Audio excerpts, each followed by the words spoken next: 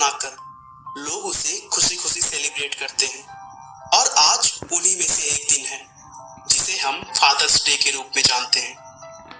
दोस्तों, fathers day की शुरुआत 6 दिसंबर 1907 में अमेरिका के वेस्ट वर्जीनिया से हुआ था। इस विशेष दिन का आयोजन एक खान दुर्घटना में मारे गए 210 पिताओं के सम्मान में किया गया था और आज के समय में लगभग सभी देश इसे मिलकर मनाते हैं।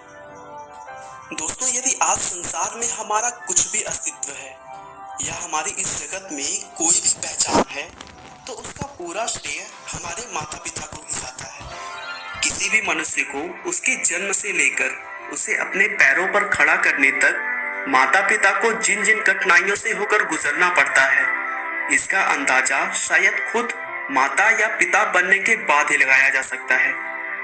अक्सर गलतियों पर टोकने, बाल बढ़ाने, दोस्तों के साथ घूमने और टीवी देखने के लिए डांटने वाले पिता की छवि शुरू से ही हिटलर की तरह रहती है।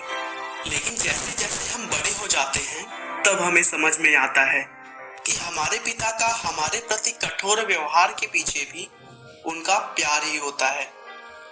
बचपन से एक पिता खुद को सख्त बनाकर हमें कठिनाइयों से लड़ना सिखाते हैं, तो वहीं अपने बच्चों को खुशी देने के लिए वो अपनी खुशियों तक की परवाह नहीं करते। दोस्तों, एक पिता ही हैं जो कभी माँ का प्यार देते हैं, तो कभी शिक्षक बनकर गलतियां बताते हैं और कभी कभी तो दोस्त बनकर यह कहने में भी जरा भी संकोच नहीं करते कि बेटा मैं तुम्हारे साथ हूँ। दोस्तों, हमारी सुविधाओं के लिए हमारे पिता पॉसिबल न होते हुए भी कहां से और कैसे व्यवस्था कर देते हैं, हमें पता तक नहीं चल पाता। जाहिर है, अपने बच्चे के लिए बहुत सारी कठिनाइयों को झेलने के बाद भी पिता के चेहरे पर कभी भी शिकन नहीं आती।